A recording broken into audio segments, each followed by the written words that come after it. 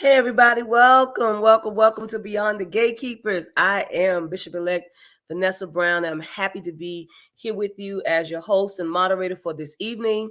We are going to be talking about being mutationally prepared. And we are so happy that we have our Facebook Live audience here and our YouTube audience here. We are ready for this conversation. It is a much needed conversation. We ask that you share the Facebook Live, share the YouTube, gather your family and friends, gather the skeptics, gather the critics, gather those who have been vaccinated, those who have not been vaccinated, so that you can hear the conversation. And if you have a question, we're going to make sure to do our best to make sure that we answer your question tonight. But this is an important family conversation. Please gather your family members together so that you can hear what is being said on tonight. We have a great guest who is knowledgeable with lots of information for us, and we want to bring her before you on tonight. We're grateful for Dr. Karissa Culbreath, and she is the Medical Director of Infectious Diseases, Tricore Reference Laboratories. Dr. Karissa, will you come on and greet our audience for us tonight? Hello, good evening, everyone. I wish I could be here under other different circumstances, but I'm here nonetheless, and I'm so glad to be here with you to share information and to encourage you all during these difficult times. We are grateful for your presence. We know that there is a lot of work to be done and that you are vigilantly working on some of those ideas and projects and different things of that nature. And so we are grateful for your presence tonight. We also have Bishop Yvette Flunder. She's not a guest. She is with us every single week. And we are so grateful for her great mind, and her theological presence here in this room tonight.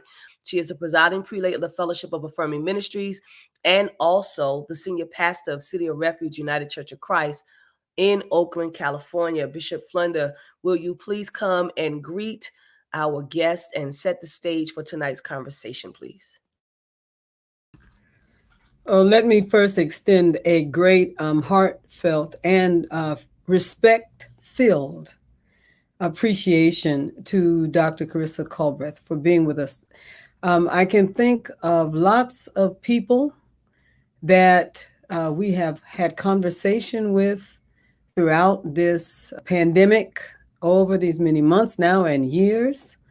But I want to express to this sister who is with us tonight that not only have I heard a great deal about her skills and her heart for people and her knowledge, but she is also a good friend of some good friends of mine.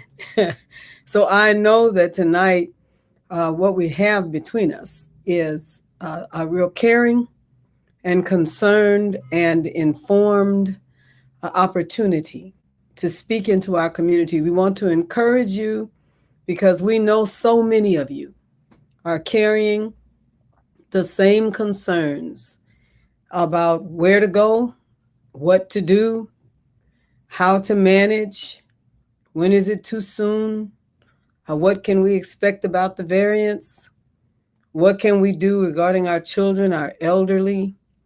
Basically, how is all of this going to impact perhaps your livelihood, your job, the ways in which we worship? There's just so much involved in this pandemic. And I will make this one observation.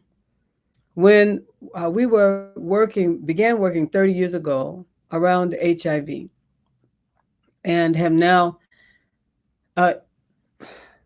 we have an anniversary of 30 years of active work, working in the HIV epidemic. And in so many ways, misinformation, poor theology, all sorts of ill feelings, particularly toward the same gender loving community, and in many ways toward people of color, slowed down the response. And it was filled with bad religion and poor science. And we are now 30 years, and we are still working to bring an end to HIV and AIDS all over the world. My deep prayer is that all of that misinformation and those prejudices, that poor theology that stood in the way of our being able to end HIV without having to suffer it for 3 decades.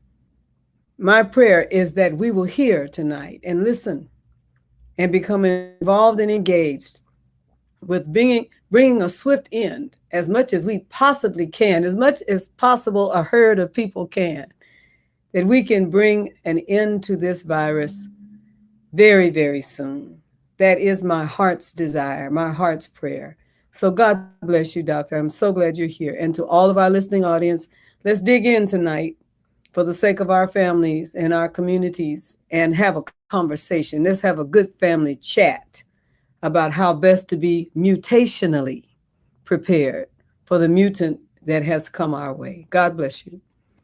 Thank you so much, Bishop Flunder. And I'm going to ask again that our Facebook Live audience will continue to share with family members and friends, particularly with people that you know that are not vaccinated, but also share with people that are vaccinated. This is a family conversation, and it's important that we have it tonight, and it's important that we have it with someone that's knowledgeable. And so, Dr. Karissa, my first thing I would like you to do is to tell the audience exactly what you do. So I'm the medical director of infectious disease at a large reference laboratory. And so what we do on most days when it's not COVID, we're responsible for diagnosing a variety of infectious illnesses. whether it's strep throat, HIV, as Bishop Flunder was describing, and everything in between. But during this pandemic, back in about January, late January, early February, was when we in the medical community were recognizing that what was happening over in China was likely to start to impact us here in the US. And so while for many of the audience, they started hearing about COVID in large around March, we were really working in January and February to be able to bring testing and the knowledge that we had at the time to people. And so our laboratory, our very first test that we performed was on March 12th of 2020. And since then, we've performed over 800,000 tests for COVID-19. I'm based here in New Mexico, and we serve a large proportion of the population in New Mexico, which includes a lot of our Native American community and our tribal populations, and they were hit very, very hard by the pandemic. And so we really, really seek to serve the communities that are largely left out from testing, and that's one of the missions that we really seek to accomplish. Thank you very much for that.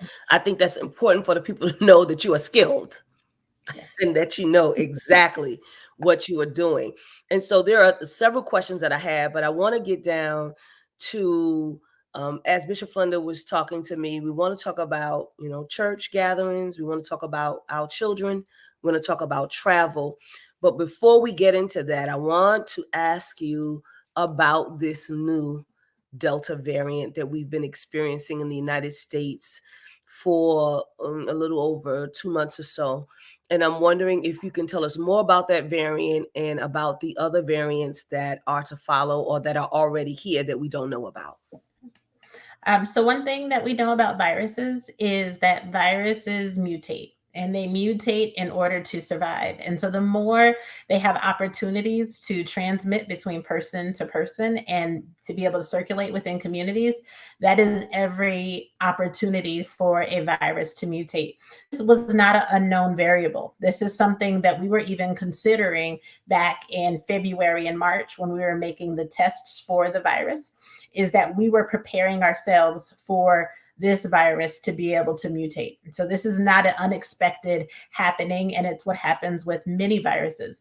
When the early mutations started to be named, we started calling them by the region where they came from. So some of you may remember there was the South African variant, the British variant, Brazilian variant. Well, we know in the scientific community that can lead to some stigma. That's not a good thing. And so we went away from naming the variants based on their country of origin to naming the variant based on the Greek alphabet. And so we had the original strains, and then we had alpha, beta, gamma, and now we're on the Delta variant. The Delta variant first emerged in India. And for the times that you may have seen the pandemic that was happening in India on the news and all of the dire straits that were happening in India, that was with this variant, with the Delta variant. What we know about this variant is that it is at least 2 times more infectious than the original SARS CoV-2, the virus that causes COVID-19. It's at least 2 times more transmissible. And so that means that somebody who was infected back in March or April, they were likely to only infect 2 people. Those of you who became armchair epidemiologists this year may have learned the term R-naught. And so what that means is that somebody who was infected, they're likely to infect 2 people in the course of their infection. The Delta variant is twice as infectious, which means one person can now infect 4 people and maybe even more. This becomes really challenging because if you think about one virus, one person who's positive, then they infect 2 people. Those 2 people, each of those 2 people can infect 2 people. Well, that's only 4 people. But now with a virus that's twice as transmissible, what it means is that one person infects 4 people, and then exponentially it goes up. Now those 4 people, each of those 4 can infect 4 more. That means 16 people can become infected. And if we think about the time that it takes to find out you may have symptoms, or maybe you don't even have symptoms, you might be around several people. And of those people, now by the time you even test positive, maybe 2 or 3 days later, there's potentially 16 or 32 people behind you that have now tested positive. And that's how something that's only 2 times more transmissible can really, really spread within a community. Wow. And so, from your viewpoint, what is it that we need to do to control the spread of this new Delta variant? Well, it's the same thing that we did this time last year, and it was hard. And nobody wanted to be back here where we are, but this is where we are. So this virus is not, it's not all powerful. This is not a mega virus. It is defeatable. And if we think about, the things that we need to do to control the virus, if soap and water can defeat something, it can't be that powerful, right? So we're at the point where we need soap and water. We need to be back to our hand sanitizers. It's the things that we've gotten a little lax on. I even thought about it today. I went and I pumped some gas. And this time last year, I was like putting on gloves and pumping the gas and taking the gloves off and re-sanitizing and sanitizing handles. We need to get back to really, really good hand hygiene, because that's where a lot of the transmission can happen. As we're touching our face and different things, you can transmit the virus and from your contacted surfaces. The other things we need to do, we really need to mask, because we're now with a more transmissible virus. Remember those conversations we had about double masking a little while ago? It's time to revisit those conversations. Or at least, and this is one of the things that I tell people a lot, for your cloth masks, many of your cloth masks will have a little pocket on the inside of the cloth mask. That's not for decoration. That's for you to put a filter in there. And so you wouldn't necessarily have to double mask if you just put a filter in there. And if you can order those filters on Amazon until it comes, on Amazon Prime tomorrow or later on tonight. Half the time Amazon, before I even order it, it already knows I'm about to order it, right? So it's on its way already. But in the meantime, you can even get something like a coffee filter and put it inside that pocket, because that's going to give you some extra barrier protection. If you're going to be really out and about in very densely populated areas, you want to use a higher grade mask, either 2 of your surgical masks, or if you have them, your N95 masks. But the thing that we have to do is we have to be vaccinated. And I know we're going to talk a lot about that tonight. We can do, those are mitigation efforts. Vaccination is a prevention effort.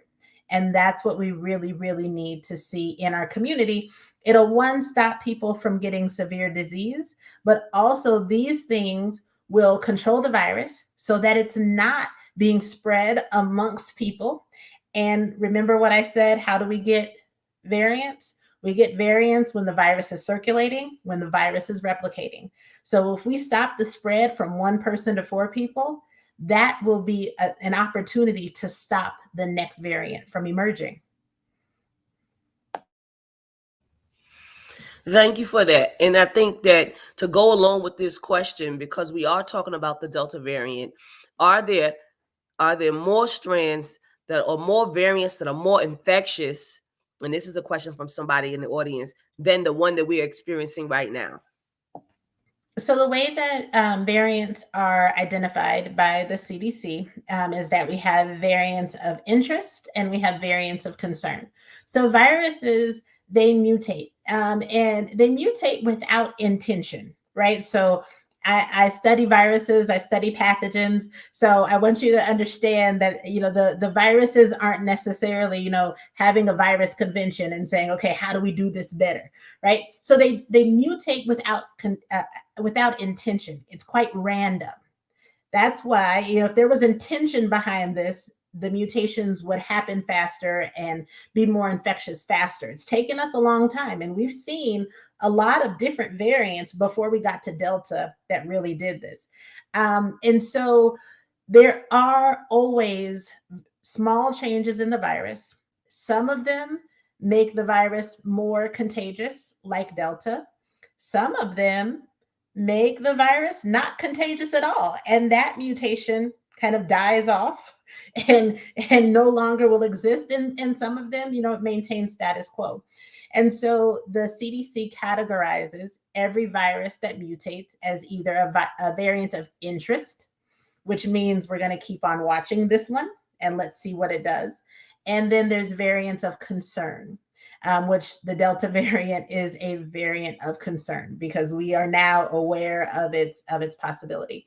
We know that at least the variant Lambda is a variant of interest. It's something that the CDC is watching, but has not yet risen to the level of a variant of concern.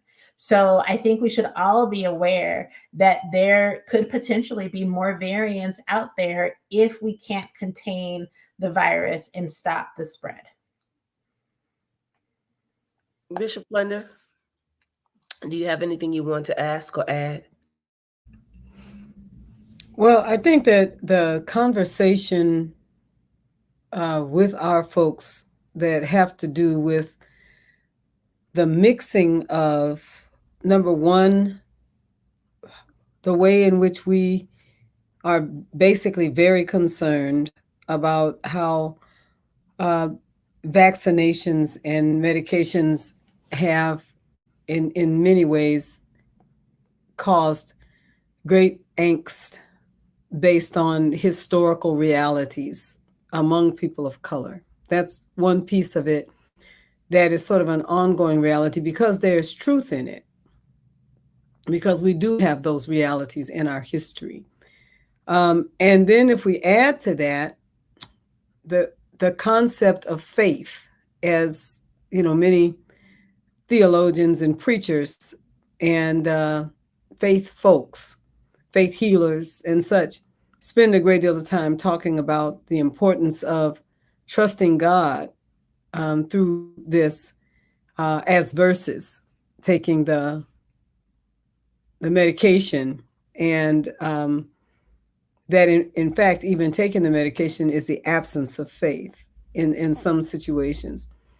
I think that it is important to address the fact of our history with being, as a race of people, and not just our race, the Native American communities, indigenous American communities have some of this history as well, of being used as guinea pigs, for lack of a better way to say it, and experimental creatures like lab rats, in a manner of speaking, what that feels like and how it's attached to this fear. But this faith business, I lift it up because it is heard in some places where people have a history of respect and regard for the leaders that they're hearing from.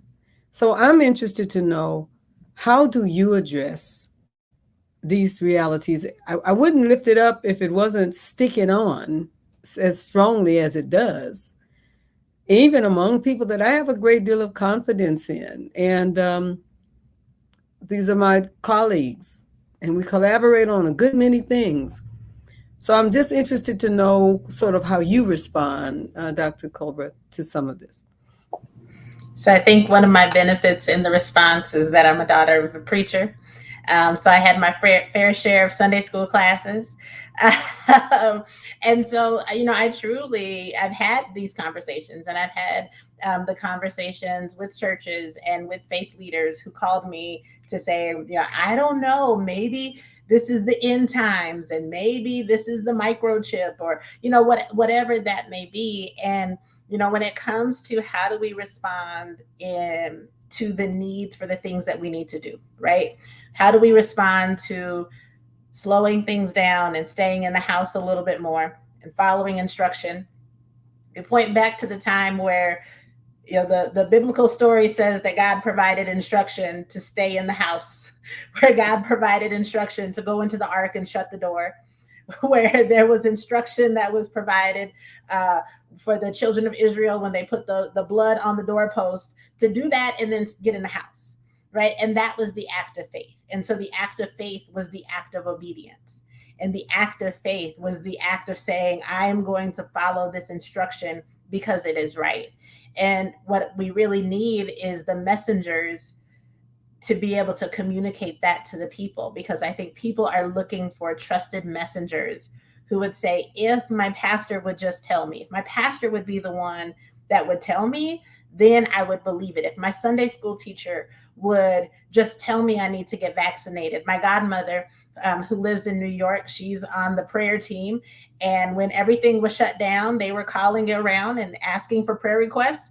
And then they were asking, well, did you get vaccinated? What they also found was there were people who were asking for prayer requests for their diabetes. And then they said, well, have you checked your blood sugar today, though? Did you go to the doctor to get that checked? And what we see is a need in the faith community to be able to have some conversations about, yes, I will take your prayer request. And yes, I will pray for your gout. But can we also talk about your diet? And we need to incorporate our faith and our works. And we need to incorporate our faith and our action to really start to get real change.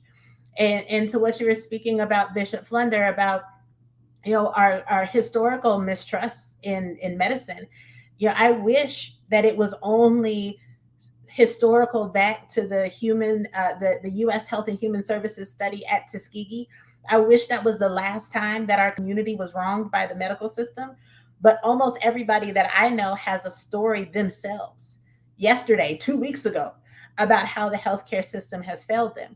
And so that's where I believe the faith community can start to step in and act as advocates in support systems when people need support within the healthcare system, whether this is COVID today. But let's get back to talking about HIV again. Let's get back to let's talk about hepatitis C.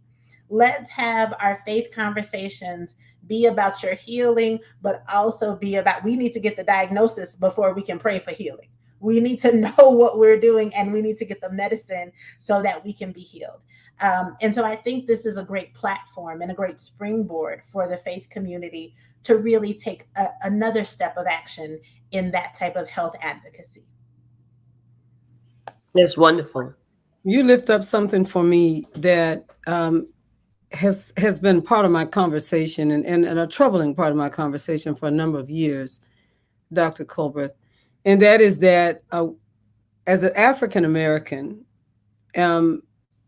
we are disproportionately present in all of the major health issues in the United States, and now that also includes gun violence. So that's now a major health issue. But basically everything else, heart trouble, high blood pressure, diabetes, cancer, disproportionately, and where I am aware, such as what you just shared, that it's very true that we have a responsibility to do something when we can do something for our own health. What I have oftentimes tried to address is the absence of self-care when it is connected to, one, the sense that certain things just are never going to be for us, in terms of are we in some ways unworthy, or we should not have the expectation of having those things on earth. And those things are coupled with the concept that one of these mornings, and it won't be long, you look for me and I'll be gone. That's the whole idea is that we get our payback for what we've been through eschatologically. We get it, when we cross over the Jordan and we are in the present and weeping, which endured for a night is gone, and joy comes in. And when I get over yonder, yes, yonder, the intent is to reap after we get in the presence of God. And for while we are here, we will just have as much grease as we want. You understand what I'm saying? Then Jesus will fix it all after a while. And so, because I know that you are both a person of faith and a person of science, and study and a person of experience. How can we best craft a theology? This is a hard question. I know it is. Craft a theology that makes it holy work to care for our bodies and to care for our community and not leave that to our heavenly journey, but to see it as helping to bring the realm of God to earth. How can we get our people from being so disproportionately present in all of the killer concomitant health issues that exist, like I said, including gun violence, that exist among us as people of African descent? Before you answer, Dr. Karissa, I'm going to ask Facebook Live, YouTube, TFAM Family, UPPC, and MCC, and UCC, and all the C's that you know we are a part of, to please share this Facebook Live. This is what you want to hear tonight. This is the conversation you want to be a part of. And a lot of you say, I don't want to hear what a white person has to say. Well, this is a Black woman, and she's telling us the real deal tonight. She's telling us the truth. Please, please share this Facebook Live. Thank you, Dr. Karissa. Well, thank you for a little bit of extra time to tackle that deep question. And if I ever was crazy and decided I wanted to get another PhD, which I won't, there's no fear of that happening. That would be my thesis topic. But I wonder if part of this has to do with deciding and acknowledging our worthiness, right? That we are worthy of joy and health and wealth while we are here. And so much of our history in this country has been about taking away our personhood and our idea that we are worthy, that we have to restore that back to people so that our health can become a priority, that we can have joy and abundance and abundant life here on earth, and that can be our portion, and not just the going up yonder. And I think that's where, as faith leaders, that we have to talk about what that looks like. And I think we have to be conscious of how, we don't stigmatize illness, whether it's physical illness, sickness or disease, and even COVID. There's people who are embarrassed that they got COVID. And so then they don't want to tell anybody. And so they still go to the event, they still go to the party. And so we have to acknowledge that it is a loving act to be aware of what's happening in your body. It is a loving thing to love yourself enough to get tested for whatever it is you need to get tested for. It is a loving act to protect yourself from whatever illness or whatever health disparity that can come your way. But we have to start with people knowing that they're worthy of that type of love.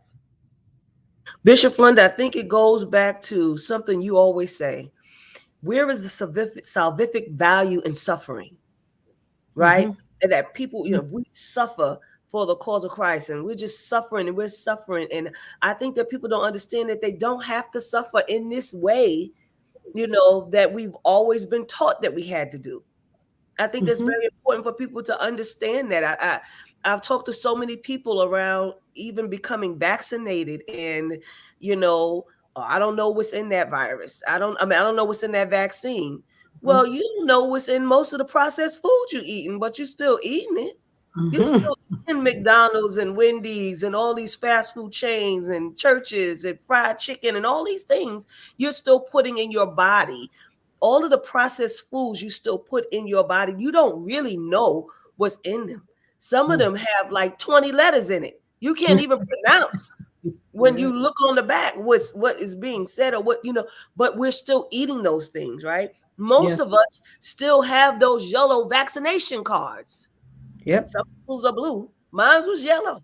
I still have mine, that I Mm-hmm. was immunized as a baby from MMR and from all of these different things, right? Your mama didn't know that what was going on. She just knew she was saving your life from something else. Yeah. This is the same thing. you're saving your life and you're saving somebody else's life.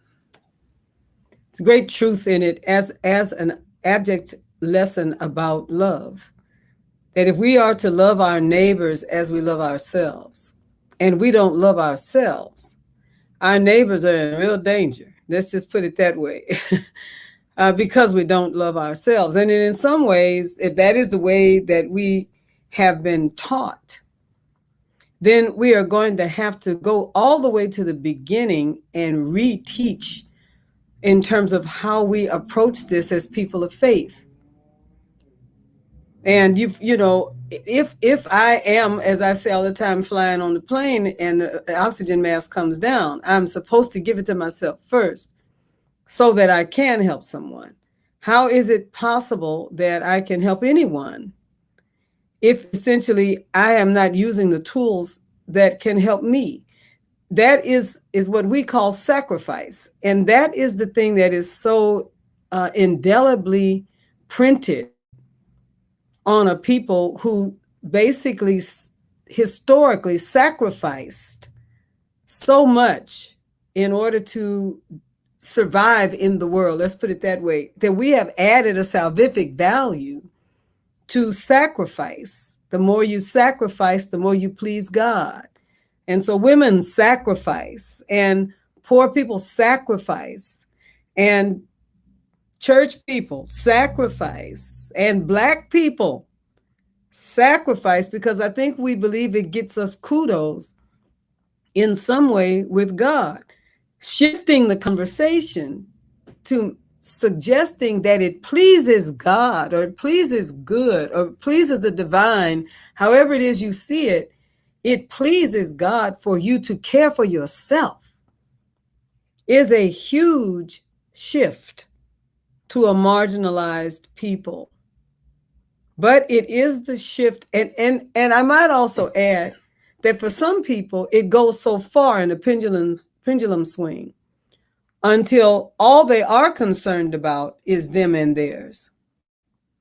But there is something in the middle where the holiness that Dr. Karissa has lifted up, the holiness of self-care, suggests that we are offering to the world both an example and a strong living opportunity to do more for people while we can still do more for people, and while we are doing for ourselves by example. That's a hard sell in a community that has experienced all of what it is that we've experienced. It is a hard sell. I understand that part. And all the time, as a faith leader, Dr. Culbreath, all the time, I'm looking for the line. When have I given too much? When am I not giving enough? Where is the line? When have I moved from charity to empowerment? Or when have I moved from charity to enabling someone not to be their best and highest self? That goes on all the time, but it is clearly, distinctly present in this conversation about why is it that a group of people who already know they have COVID among them will meet together in Black church, which of course is a whole lot of singing and sweating and getting close. Y'all know what I'm talking about, and touching neighbor and doing all the things that we do, and then say we're going to believe God that we won't get sick. There's something that we have to address about the holiness of self-care and the holiness of care for neighbor. And I believe that we have touched on it. And I would love to hear from our Facebook folks about how some of this also impacts them. I'm glad you say that, Bishop Flunder. There's a statement here from Bishop-elect Sonia Williams. She says, traditionally, the church is the only institution that does not hold people accountable for their health. I guess because these bodies return to dust. And that's a great statement, Pastor Sonia. And then we have some questions that are here. Deacon Ristina Ingram from City of Refuge asks, is the incubation time frame different with Delta?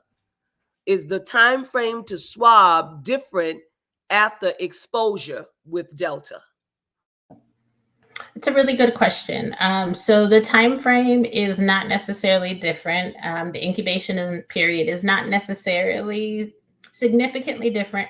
But what we do see is that there's more virus. We call it virus load. So the amount of virus that's in your nose and in your mouth and upper respiratory system, it is higher with the Delta variant. And so that contributes to a couple things. It contributes to how fast it's going to spread, because if you're coughing out more virus, there's going to be more people that come in contact with it.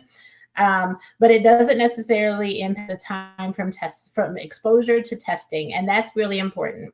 If you feel like you were exposed earlier today, you should not go get tested this afternoon and your test result is negative and then you go about your business. You need to wait a period of time after the exposure, quarantining while you're waiting, right? So if you find out you've been exposed by some contact tracing, you need to quarantine. And then about 3 days, 3 to 5 days after that exposure, that's the optimal time to get tested. And that's what I really want people to understand. Yes, you may find out that you were exposed, but if you test today, it's likely you'll actually test negative. But then in a couple of days, you may start to show symptoms. So in that time period, you must quarantine. It's best to quarantine and then wait at least 3 days before you get tested. Even if you've been exposed and you test negative, you need to be extra cautious. If you test on day 3 and you're negative, you still need to be extra cautious. If it was me, I would still quarantine for the period of time that's recommended. Right now, it's 10 days. But if you have to be out, really make sure you're double masking. Don't be around anybody who's vulnerable. This is back to that love thy neighbor. This is how we take care of the least of these, right? Like that, this is that work that we have to do. So not a different incubation period. Still get tested within 3 to 5 days from exposure. I think it was Bishop Flunder that I heard say wearing a mask is ministry. I think that people need to see it that way. I think the other important thing about this is when we talk about this whole being diagnosed as COVID positive, people are really wanting to keep it a secret. But how is that loving your neighbor? If you all were in the same space, just say at a party, and you all were having a good time, and you found out that you were COVID positive, I think that love thy neighbor is telling the people that you were at the party with that I'm COVID positive, and you all need to go and get tested. And I've seen a lot of people not want to tell people, the same way it was when HIV came, right? Because it was a stigma. I think this COVID-19 has also become a stigma for many, many people. And can you say more about that? No, absolutely, exactly what you said. I think people, they feel embarrassed. Oh no, well, some people are proud. I don't know, but some people feel embarrassed. I think the other thing and it connects back to our earlier conversation. One of the things that I hope comes out of this pandemic is if you are sick, stay home. Because how many of us pressed our way with a cold? Back to that suffering is salvation. So showed up to work with a cold, sent the kids. I have 2 little ones, so I'm not saying I'm speaking from experience, but hypothetically, give the kids some Tylenol and send them on their way to school.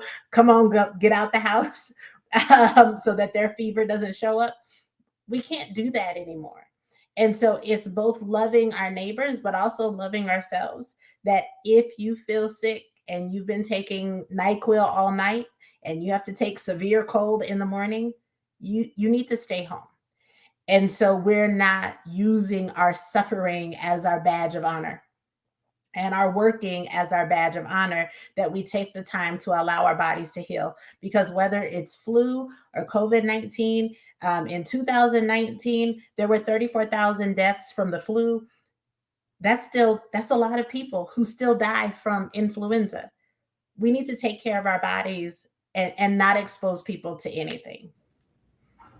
We will have to change the paradigm for how employers respond to that too. Because it's going to be really, really hard for people to make the hard decision to stay home. if it will jeopardize in some way their income. And that's a difficult decision to make when it really can jeopardize you. And I have seen employers that intimidate people and threaten them. Well, what do you mean you can't come in today? Well, you really are walking a thin line here with your employment. And when you know that that's the reality and you have two babies, like you just shared with us, and you're a principal wage earner, that's a very tenuous and difficult place to locate yourself. How do we, what are some of the things that come up for you all? Some thoughts that you might have that we would say back to someone that has to make that hard decision like that? That's good, Bishop Flunder. A Facebook Live audience, did you hear that question from Bishop Flunder? We're looking for you all to place answers in the comments section for us. And while you are doing that, we have some more questions, and I think this is important. We want to talk about children. And so someone asks, where is the scientific and medical community in vaccinating, defending children 12 and under? Oh, I am waiting with you all. I am waiting with bated breath. My children are 7 and 9, and so they are in the group of the not yet eligible to be vaccinated. There are still ongoing studies because there have been some reports of myocarditis, temporary myocarditis, so that's inflammation of the heart in pediatric patients. And so that's what they're studying to evaluate and they're also evaluating the dosing. So the dose that's given to the 12 and up range is the same as the adult dose, but they are evaluating whether it probably will be 11 to 5 will be the next age range. And so they're evaluating the safety of the dosing in that range and evaluating for any other adverse events. That should encourage us. I know some people were worried about the speed at which the vaccine came out, but this intention around what's happening with children, that should encourage us. So when the childhood vaccine comes out, if I'm given the opportunity, then I'm going to come back and say, remember, I told you they were waiting to get it right. Well, they got it right. And let's get our kids vaccinated. Many of them are back in school. Mine are in their second week of school. I was somebody who was a little bit hesitant. I'm always honest about even my challenges. This is all brand new for everybody. So I had a little bit of hesitancy about, will I vaccinate my children right away? Will I wait to see some more science? Asking those same questions. And now with my children back in school, with them wanting to do all the things children do, I'm ready to protect them. They need the safety. Even though children are resilient, if you sit down and talk to them when they're still and don't have a device in their hand and they're about to go to sleep, that's when they'll tell you they're actually really nervous when they go to school. And they're actually kind of scared. And so this is part of our responsibility, is to provide them with the safety and the feeling of a safe environment. And vaccination can do that. I find it so interesting because I've taken large groups of people to Asia, to Africa, all over Africa. We've been all kinds of places together. And every time we go, we have to go to the clinics and get our vaccination cards, yellow vaccination cards, Bishop-elect Vanessa, filled with all kinds of stuff. And it was my 5th year from the previous vaccination, the last time that I went to the continent. And so I had to get 6 different things before I went. And I had tetanus and diphtheria and smallpox and all these vaccines and all kinds of different kinds of pills. But I was shot up like a pincushion all over my arm on both sides. I was walking around like this, trying to get. But nobody that went with me on any of those trips had any question about the necessity of having those vaccinations going into those countries, because they knew And in some of them, like me, mosquitoes see me coming and they send for their neighbors and tell them she's here. Let's all go and get some. She has arrived. She has landed. And so there are other people that kind of draw mosquitoes. I don't know what that is, but there's some of us that really get bit. You two get bitten a lot. And I don't recall ever, and you may not either, Bishop-elect. I don't remember anybody saying, I would go with you all, but I don't want to take the vaccines. It I didn't had happen. as much as 30, 35 people at We one all time. got on the plane because we knew we couldn't get in the country without it, period. Had to do it. And a lot more vaccines than this one. Many more vaccines. And I just find it so interesting how this one would have these kinds of reactions. Nobody stayed home because of the shots. Not one person. I just find it so provocative. So provocative in so many ways. And everything that you have said really does speak to the importance of our examining closely what is our motivation to be and not to be. And that if we're not going to be, that we need to take certain safeguards for our own health and the health of our families and children.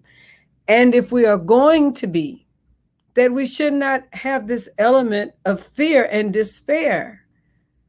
That certainly those 6 shots would have taken me under if under was going to happen. I just want to say, apart from just the fact that I had to walk around like this, that certainly there would have been. So I put that out there too. What is it about this one that makes it so different from all the other ones that I have that kept me from having smallpox and malaria and measles and chicken pox and whooping cough?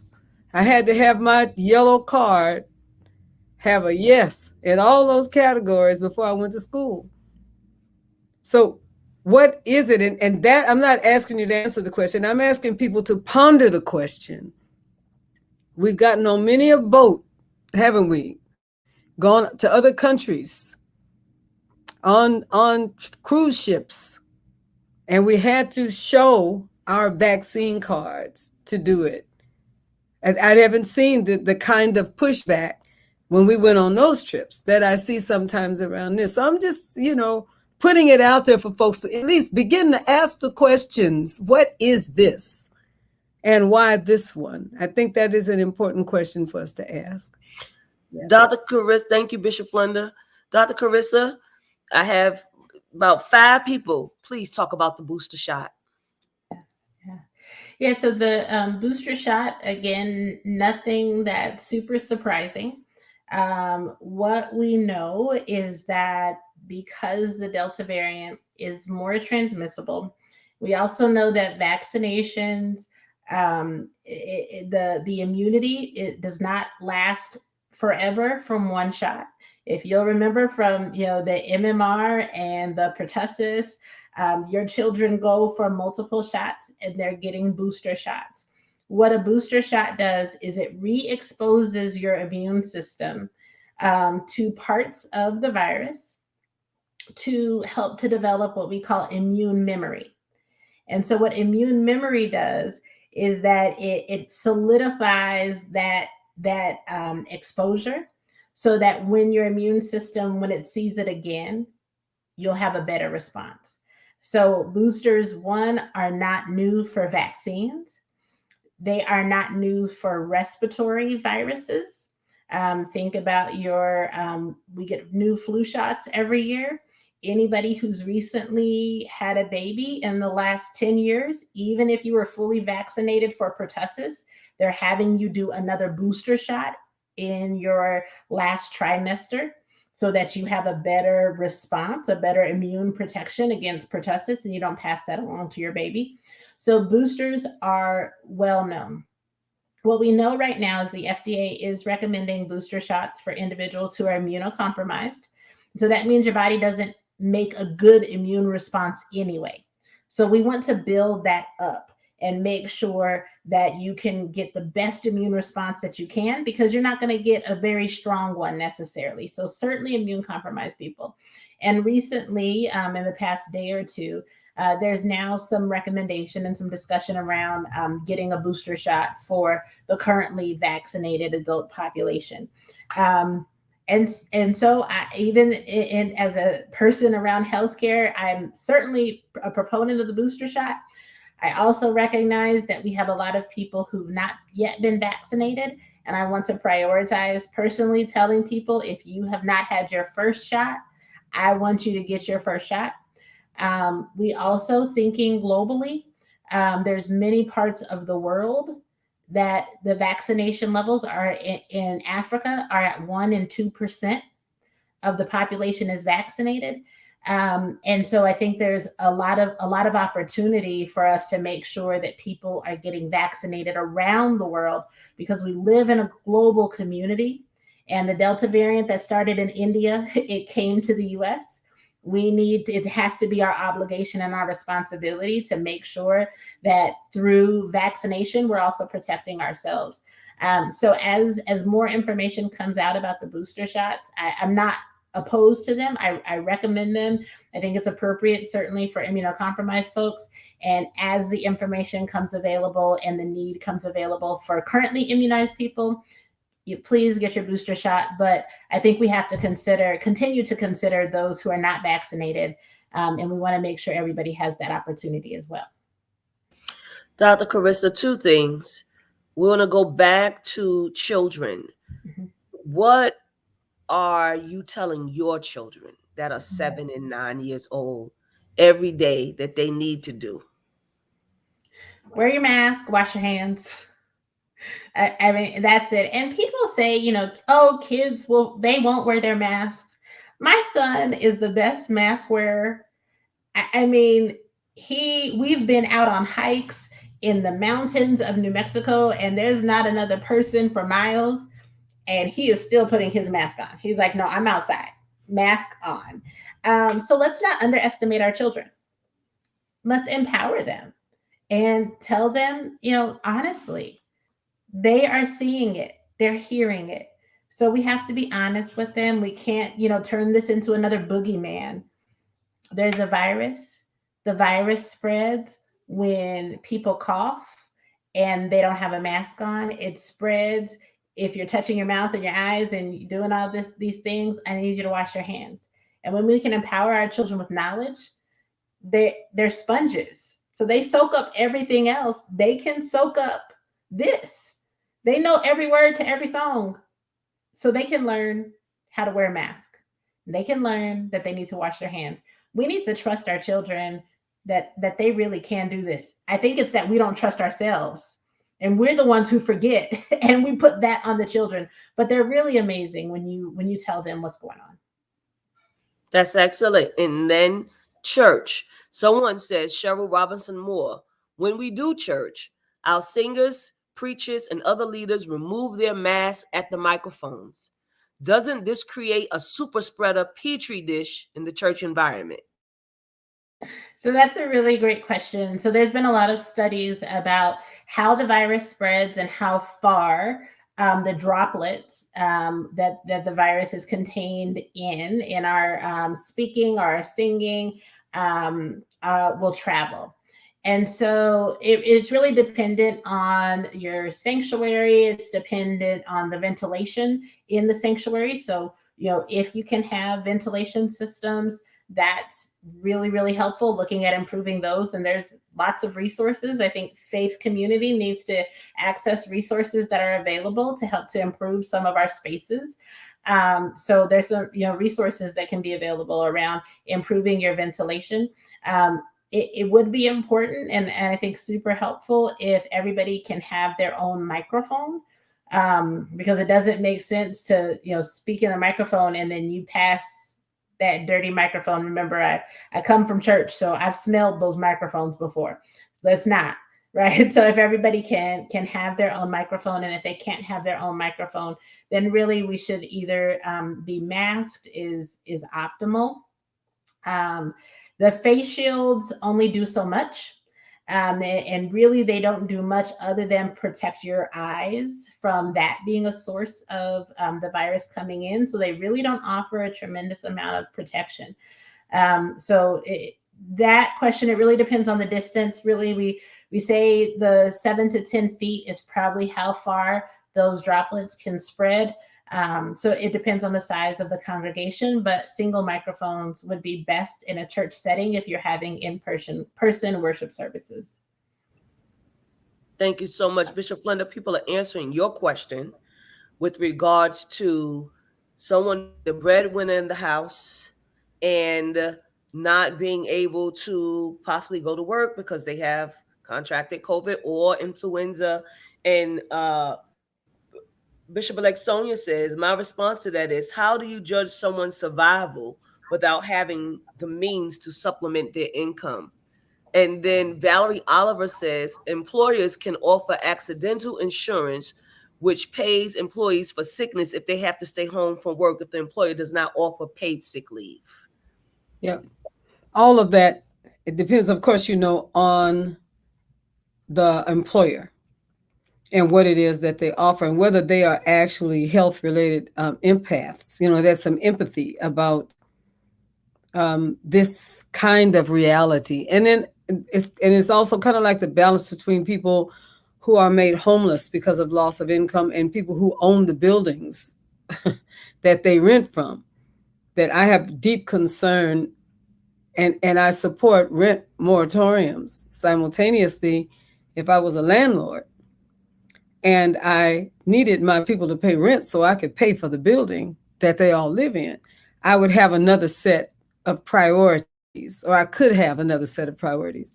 So I do think the employer-employee relationship is different from one place to another. But what is missing from all of that conversation is what can we do that will have a blanket effect in some way that will enable us to do what is most healthy for everyone. And I think our country needs to be able to think that way.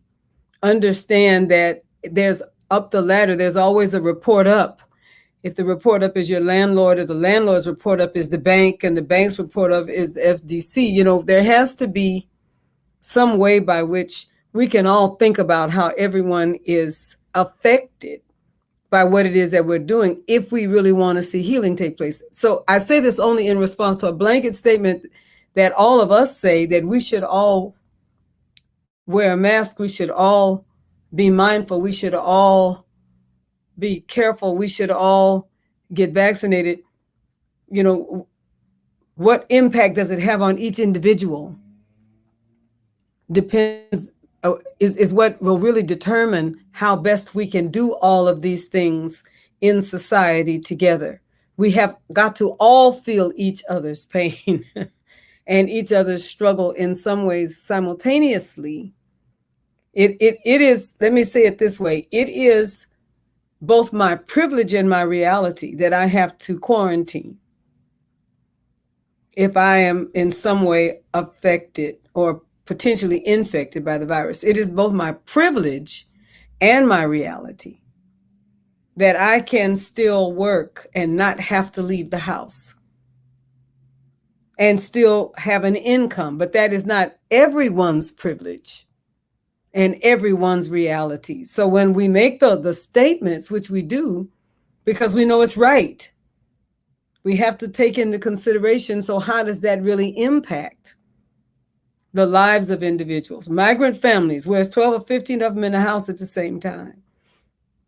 How do they do that? How do you social distance when you can't even... You got one toilet. How do you social distance? How do you get your social distancing in when you have to occupy the floor to get everybody sleep at the same time? How does that work? So it's a certain privilege built into what we know can happen, to think that what can happen for everyone. That's the thinking that I think we have to do. So I hear it. So we got three different answers because those are three different perspectives based on people's experience. That's the hard thing about this virus. It is very complicated to have plain statement that And just be everybody. a blanket statement. Yeah, Absolutely. it's very hard to do Very that. difficult. Yeah. I thank you so much for that, Bishop Flunder. Dr. Karissa, we have more questions. Yes. And I just want the audience to know that we are coming time to a close. We want to make sure that you get your questions in. We want to make sure that you're sharing with your loved ones. If you can't share it now, make sure you drop it in their inbox later so they can go back and review.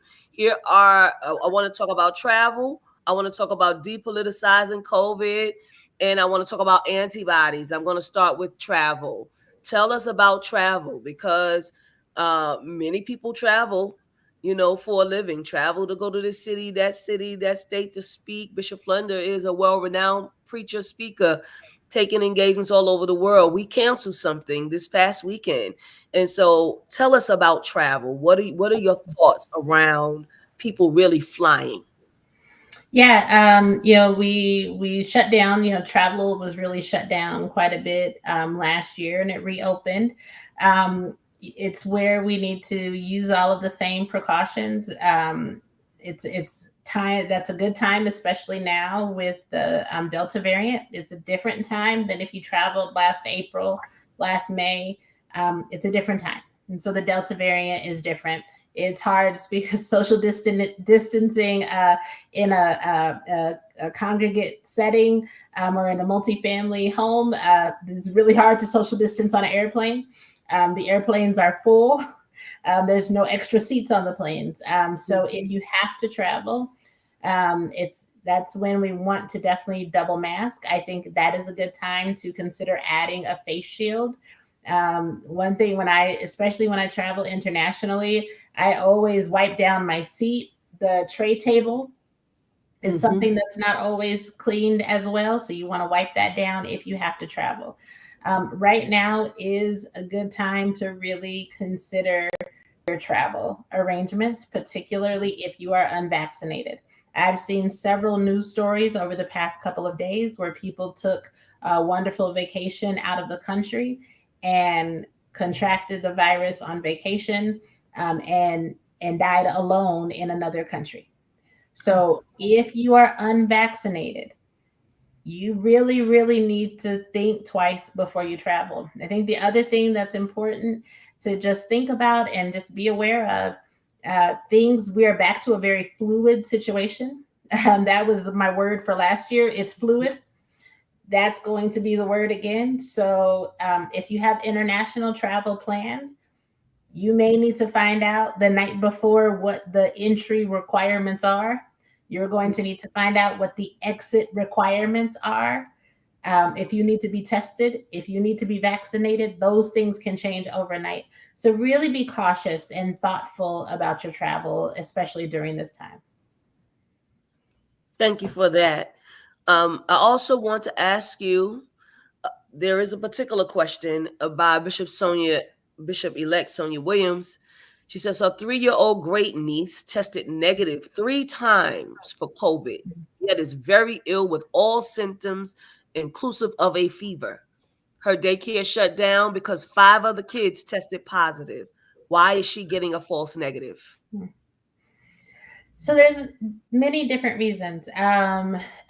Some may be the type of test that was performed. So there's the rapid antigen tests. Those are not as sensitive as the laboratory test, the laboratory PCR. So if you got a rapid antigen test and the test is negative, in the first round of COVID, my lab and others did studies that those tests only picked up about 75% of the positives. So it's going to impact the type of test that was performed. Also, the timing of the test. As I mentioned, getting tested within 3 to 5 days of exposure or symptom onset is the best time window. As you start to trail out, the virus itself might lessen, but the symptoms can still remain. So we may not detect the virus because there's not as much virus in the nose where we do the swab. But now the virus is deeper into the lungs and not really present in the nasal cavity where we swab. So this is an opportunity where, maybe there's still the infection, but it's in a different part deeper into the lung where we're not swabbing. think that the other option that I would just leave on the table is that the symptoms of COVID are similar to the symptoms of influenza, which is not currently circulating right now. But RSV is a very common infection in children, and the symptoms are identical for RSV, for the virus that causes croup. Para-influenza virus, very, very similar. It's circulating right now. So, as we approach flu season, it's going to be important that even if people test negative for COVID, it is entirely possible that they may have another respiratory virus that will cause illness. And so we should be aware of those things. What can we do to depoliticize COVID? All this this is Pastor Ann Jefferson from City of Refuge. All of this combativeness around masks and vaccines have been seeded with political loyalty testing. It's horrific. How do we take that away? Pastor Jefferson, that's a White House Fellows type question. I think that's the issue, is that the pandemic was politicized and all of the response has been politicized. And so I think what I've seen for me personally, it's been having one-on-one conversations, because it's amazing how politics come down when you're not talking from a group to a group, but we're talking person to person. Because person to person, irrespective of your politics, we'll be able to find some common agreement. I like basketball, you like basketball. Well, let's start there, right? Person to person, we can find commonality, and then we can have conversations. But I don't think this politicized environment is going to change from the media. It's not going to change through press conferences and school board meetings. It's going to change when people are willing to have conversations with people who think differently from them. And if we all stay within our own echo chambers and we only talk to people who think like us and act like us, then we're just going to keep getting the same results. And so for me, as a vaccinated person, as a mask wearing person, I can spend all day talking to mask wearing people and vaccinated people. That's not going to change whether or not my children who are unvaccinated will be exposed. I need to come out of my box and come out of my circle and talk to somebody who doesn't wear a mask and is not vaccinated. And we have to have a conversation there. We can't stay in our echo chambers, but that happens person to person. Yep. In other words, we can't keep preaching to the choir. I got you. That's good. That's good theology. Yeah, indeed. I also want to ask you about antibodies, but before I do that, there's a specific question. When is someone able to convene social interactions after recovering from COVID? I see you, Ryan Patrick Parker. Oh, that's a really good question. So it's either 10 days, the general recommendation. Well, I'll make sure, maybe I'll answer a couple different ways just so I cover it. The quarantine period, the isolation period, either 10 days from your first positive test or 10 days from symptom onset is when the generalized quarantine period is over. I think we should also just mention briefly the long COVID. So there's many people who are experiencing long-term effects of having the infection. And so I'm not sure what the question was reflecting, but there's people who months after having the initial infection still have respiratory problems, still have brain fogs, still have issues recovering smell and taste. And so long COVID is definitely something that's being studied. And if you have long COVID and you're not currently in care, you should seek out some of these clinics, because there are clinics that offer service for people who are experiencing long COVID. This is excellent. People are so happy that these questions are being answered. We thank you, Facebook Live. We thank you, YouTube. And we're actually to continue to share this conversation even afterwards. And here is another question, Doctor. Can we discuss the issue of getting monoclonal antibodies? Yes. Right. So monoclonal antibodies, this is a treatment for COVID. It's been in the news recently, Regeneron or these monoclonal antibodies. So what happens is somebody who's tested positive, and especially those who are at risk for severe disease or hospitalization or death, under the guideline of their doctor, they'll receive a treatment of monoclonal antibodies. So these are antibodies that are directed against COVID. So what it does is that it gives, it's adding some antibodies. If you're, let's say you're already vaccinated, because everybody is going to be already vaccinated, but you have a breakthrough infection. And so you need to add in some extra antibodies, right? It's, you're calling in for reinforcements. And so that's what the monoclonal antibodies do. Here's what I want to make sure is clear. The monoclonal antibodies, once they're transfused, they're given to you, they don't last forever. They come in, they do their job, and then just like everything else in your body, it's a protein that will eventually get broken down and it will go away. So if you received monoclonal antibodies, you have not been vaccinated. You just were given antibodies for a period of time. The antibodies have now gone away. You still need to be vaccinated. It does not replace your vaccination.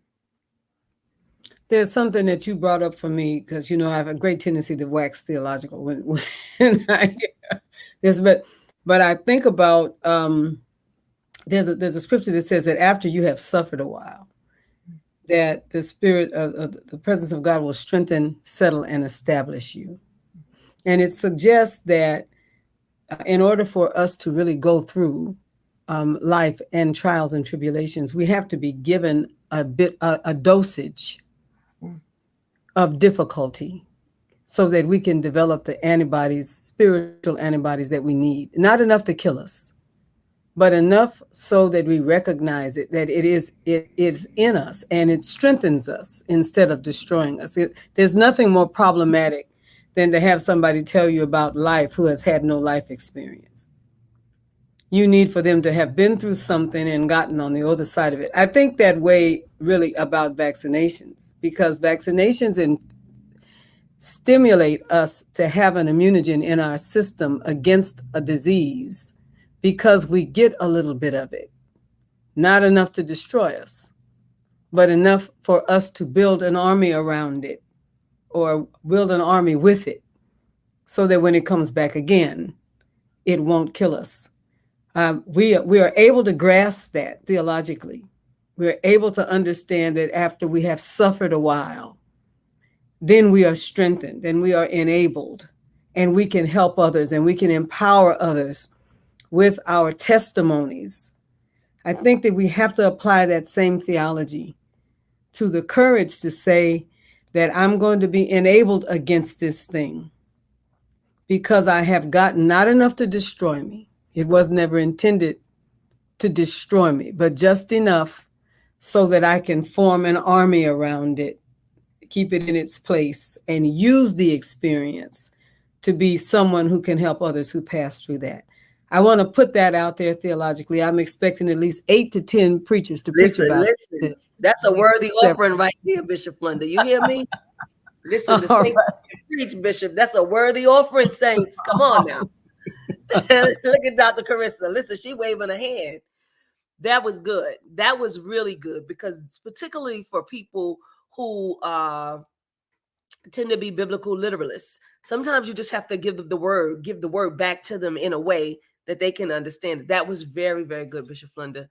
And that's Bishop-elect Brown, if I just may real quick, because I think that even falls in line with, we've definitely seen that there are side effects from, some people have side effects from the vaccine. And so we shouldn't run away from those. The side effects are not, it's the after you suffered a while part. Even if you get the vaccine and you have some side effects, it is still worth it to protect yourself. So don't let the side effects scare you away. We need people who will speak to the fact that, yes, I got the vaccine and maybe I had a couple of side effects or I felt this or that, but I was fine and I was protected. And we need those testimonies from people. Really quickly, Dr. Karissa, somebody says, if you tested, actually, Reverend Dr. Tracy Denise Swire says, if you tested positive for the second time and have been vaccinated, what should you do? You should do the same things that you did the first time. You should still isolate for the same amount of time. Hopefully, it will be a more mild disease. Remember that the role of the vaccine has always been to prevent hospitalization and death. And so, and that's exactly what we're seeing now. The vaccine does not eliminate your opportunity to either be exposed or to have mild or moderate disease. So people who are having vaccine breakthrough cases are either asymptomatic, so not exhibiting any symptoms, might have mild disease, so maybe just a scratchy throat. And some people, you feel like you've had the flu. I've talked to people, they said, I felt like I got run over by a bus for 2 or 3 days, and then I was better. That is the vaccine doing what we intended the vaccine to do, because you didn't go to the hospital. And now what we're seeing is that anywhere between 93 and 96% of the hospitalizations for COVID, they are in unvaccinated people. 93 to 96% of the hospitalizations are in unvaccinated people. I need you to say it one more time. One more time. Say it again. 93 to 96% of the hospitalizations are in unvaccinated people, and 98% of the deaths are in unvaccinated people. So the vaccine is doing what it's doing and doing what we intended it to do for the people who got it. The vaccine will not work for you if you don't get it. We do know that there are some people who are vaccinated and they may be hospitalized. Some people, unfortunately, who are vaccinated are dying. Small percentage. What we're seeing is those are mostly people who had underlying conditions. So they were just already a little bit predisposed to having a bad outcome. We need our younger population, 18 to 45. We need you to get vaccinated. This is the population where we're seeing more deaths now than we saw earlier, because the older people are vaccinated. The older people are vaccinated. And so we're seeing the deaths in our younger population. This is how you stay out of the hospital. This is how I don't want to see any more GoFundMes for somebody who was 26 and died of COVID. I don't want to see a GoFundMe for your funeral. I don't want to have a vaccine event at your funeral, because now everybody believes it. We've got to believe it before the funeral, and we've got to be vaccinated. That was great. Thank you so much, Dr. Karissa. I'm going to try to wind this down, but Desiree Frierson says something that's very important. For those who have been fully vaccinated, what additional recommendations to you do you have, coupled with masking, good hand hygiene for protecting ourselves against the variant? Some have recommended continuing to boost our immune system with vitamins, exercise, etc. Please share your thoughts. Yeah, and I think somebody asked about, what are the things that we can do? And this goes back to our self-care. So yes, vitamins, yes, exercise, rest. Rest is beautiful and rest is healthy. So we have to make sure that we're resting. I hope during the time of the lockdowns, I know I certainly built in more rest into my schedule because there was nothing else to do. And I'm going to carry some of that through. I'm not going to fill my schedule back up the way that it was, and I'm not going to rip and run the way that I had been before. So really exercise, rest, vitamins, being outdoors. These are all things that are just good for our bodies, good for our health, the way that we eat, and just the way that we care for each other. The other thing that I'll ask you to do, you're fully vaccinated, you're wearing your mask, you're washing your hands, you're doing all the things that you need to do. Find somebody who's not vaccinated. Tell them they need to get vaccinated. Help them find the portal that they need in their city or their state. Help them sign up and get them vaccinated, because that's how we're going to end this. So everybody take on a responsibility to find somebody and help them to get vaccinated. And what about people who have immunodeficiencies? People that may have multiple myeloma, or people who may have Guillain-Barré syndrome and cannot be vaccinated. What should they do? Yeah, so this is when really be aware of the space that you're in. If you're out, wear a mask, double mask. Um, do the things, washing your hands. I think it's an opportunity to say that you're going to ask the question. The proverbial who all gonna be there. So who all gonna be there and that's vaccinated? I think we're gonna need to ask that question. Who all over there? We know how to ask that question to find out which cousin we don't want Who to be all around. over there is right? Who How all many over of them there? is all over there? And if you're going, then I need to know that people are going to be vaccinated. This is what we call it. We've heard about herd immunity. Herd immunity is that the population protects the ones who are vulnerable. And so those of us who can be vaccinated, it's our job to surround the people who can't be vaccinated. Right? So Bishop Flunder, this would be the hedge of protection. Does that work? Does that work? Okay. This would be the I love hedge of protection, right? Mhm. That we would be that hedge of protection around those who truly can't be vaccinated. There's a difference between I don't want to and I can't. So we can protect those who can't. That's what herd immunity does. That's I love it. excellent. That I love was it. very, very good. I Well, don't. There are a lot more questions here, but I'm going to surrender the rest to Bishop Flunder. I know that somebody wanted to know about Johnson vaccine. I'm not sure what exactly the question is. They're just saying, "What's up with Johnson?" I don't really know what that means. well, I'll tell you what we will do. Well, we are going to, of course, I'm going to get Dr. Karissa uh, to be a part of our leadership gathering, where the bishops will be there, the pastors will be there. I'm going to find a way to. We're going to meet virtually in October, and I would love for you to share the date with Dr. Karissa. And I would love for these are the leaders of movements and pastors of churches and faith based and eco justice based entrepreneurs. And we are going to gather in October for a very important gathering, but it will be a virtual gathering. So I would love very much for us to create time. And I want to say that to all of you who are the TFAM family and those of you who are kin to us by purpose and intention and want to be a part of this conversation. I believe that this is the best opportunity that we have had in a very long time to demonstrate what good religion really looks like. Have we got good religion? We sang it for years. Certainly, Lord.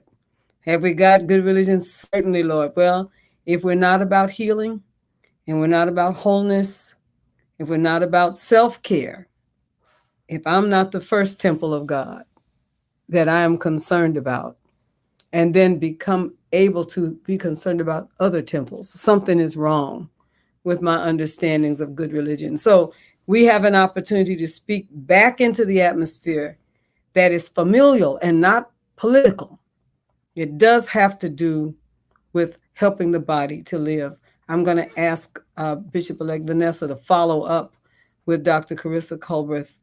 And I want to say thank you to Dr. Leslie and to all of those that have sent her our way. We intend to take real good care of her. We want you all to know we're not going to just, we're not doing this for love and air pudding. We have every intention of taking good care of her, but it's time for the whole family to come together. This is the pandemic of our time. And I don't know that humankind can remember even a pandemic that has been this universal, this worldwide in its reality and potential reality. So we are going to be connected. That's the thing I most would like to leave with you. Keep looking, watching TFAM and where we are showing up and making announcements about this gathering. This will be on the front line of our conversation while we are talking about good religion and how we intend to emerge from this incredibly different time, being better, wiser, more self aware, giving ourselves permission to give self care, unloading ourselves from all of the garbage and trash that we have in so many ways, sometimes in church and around religion. And we have absorbed those things and see if we can offer God and good and even better serve than we ever have before. I encourage you all to keep listening and watching for the announcements. And with that in mind, I also want to encourage you to remember that your donations help. It helps us to keep Beyond the Gatekeepers being among one of the better voices in the time in which we live, that I believe we are called to speak into the atmosphere something that is the heart of God. What does the Lord require? But that we do justice and we love mercy and we walk humbly before God. I encourage you, please support our broadcast by sending a donation via Cash App to $ TFAM Annual, TFAMANNUAL, or to PayPal, www.paypal.me/TFAM Justice. I encourage you to support us. Know that when you are supporting us, you are supporting you because you are an active part of us. God bless you tonight. Thank you so much for that, Bishop Flunder. Thank you again, Dr. Karissa Culbreath.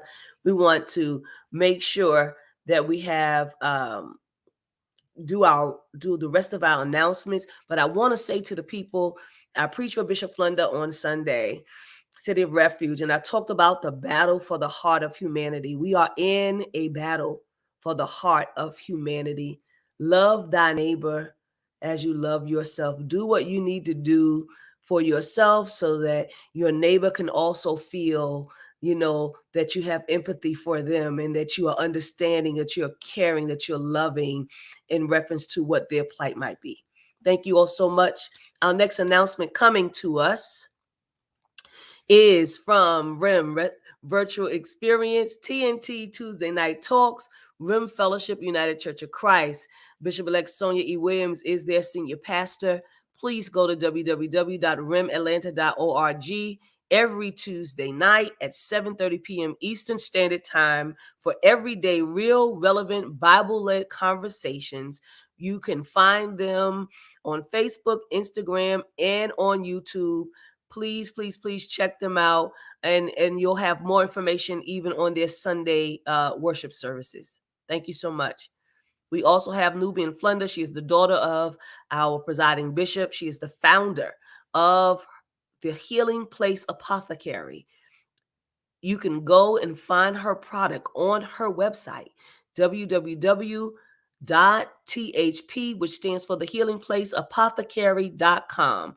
That's www.thpapothecary.com. You will find so many amazing products for your skin, and for things that you need to make your skin healthy.